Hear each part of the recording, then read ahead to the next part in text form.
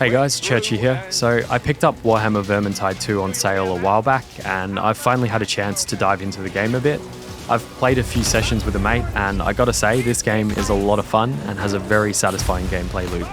Vermintide 2 throws you into a grimdark world where you'll quickly find yourself slaughtering hordes of savage enemies in bouts of brutal and bloody combat, while you traverse some truly epic locations that have a grand sense of scale and act as an awesome backdrop for your heroic deeds. The animations and sound effects help keep the combat feeling weighty and engaging, and you can block and bash, charge up powerful directional attacks, and dodge with short dashes. Before you embark on a mission, you start out in the Keep, which acts as a hub where you can select your hero and then choose from one of their available classes. Each class has its own passives, talents, and career skills. As you level up, you'll gain access to more classes and talents, and you can further define your playstyle through your gear choices. You can craft your own gear and also claim loot chests for completing missions and Okri's challenges. Opening your spoils of war will usually lead to some kind of gear improvement.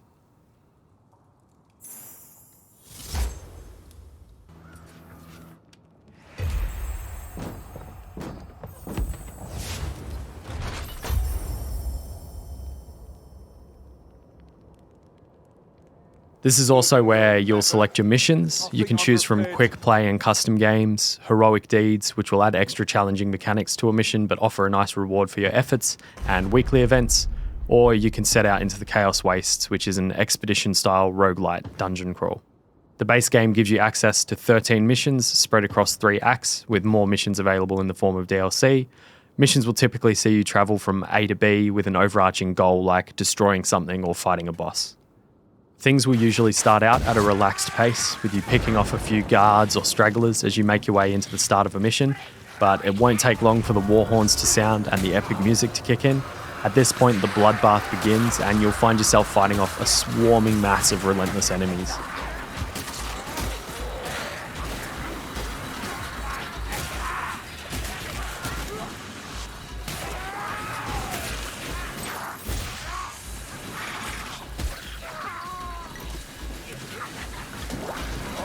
When you've dealt with that, there's usually a bit of downtime again as you travel deeper into the mission and make your way to your objective, but soon enough you'll either be fighting off another horde, completing a sub-objective, or encountering a boss monster. Oh shit, behind us! Big tentacle thing! Oh, what the hell? Oh, it's a cow spawn.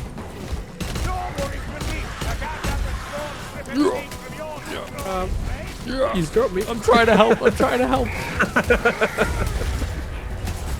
How do you get out? During missions, you'll also encounter elite enemies that will usually deal more damage and have more health and armor than regular troops, and special enemies that add another interesting layer to the missions. While not as strong as the boss monsters, the special enemy types can do a lot more than regular troops. Oh god, I got like... Oh no! Suck me in.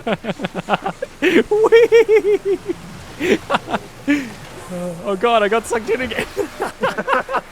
Hook rats can hook you and drag you away from your friends and into the horde. An ally will need to save you by interrupting or killing the hook rat. Assassin rats will leap on you and quickly kill you unless an ally intervenes. Gas rats will throw gas globes that leave behind a damaging AoE effect. Gun rats will blast you with volleys of fire from their Gatling guns, and fire rats will light you up with their flamers.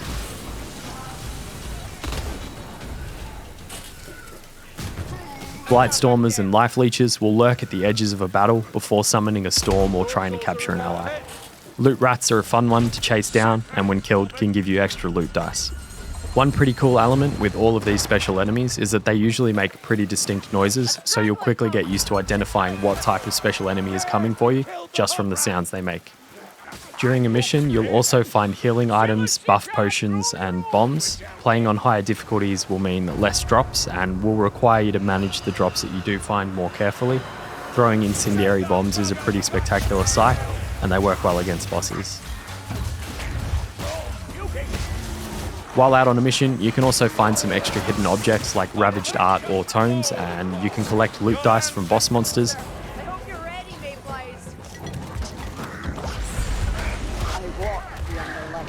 Oh, how did I aggro a bomb?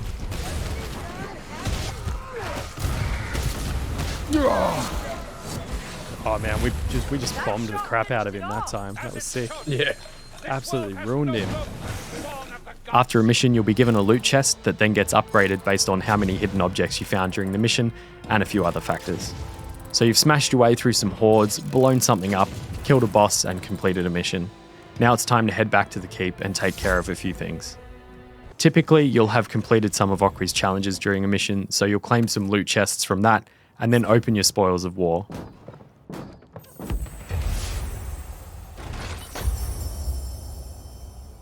Then it's usually time for a bit of salvaging, crafting and upgrading, and just generally making sure you've got your best gear and talents equipped. Your time at the keep adds an extra layer of satisfaction, and it feels very rewarding when you get a new piece of gear that's more powerful and works well with your talents. It definitely builds anticipation for the next mission. After a few minutes at the keep, you'll usually be ready to dive into another mission, and that is the gameplay loop of Vermintide 2.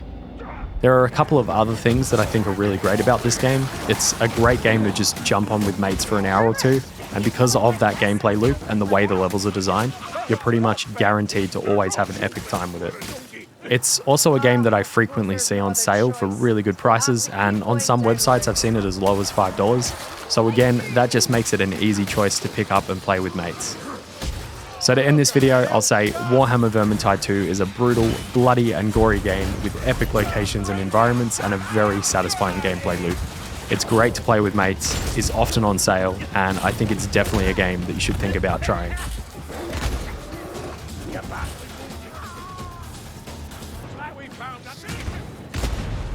Thank you to the legends supporting me on Patreon. I could not be doing this stuff without you guys. I really appreciate it.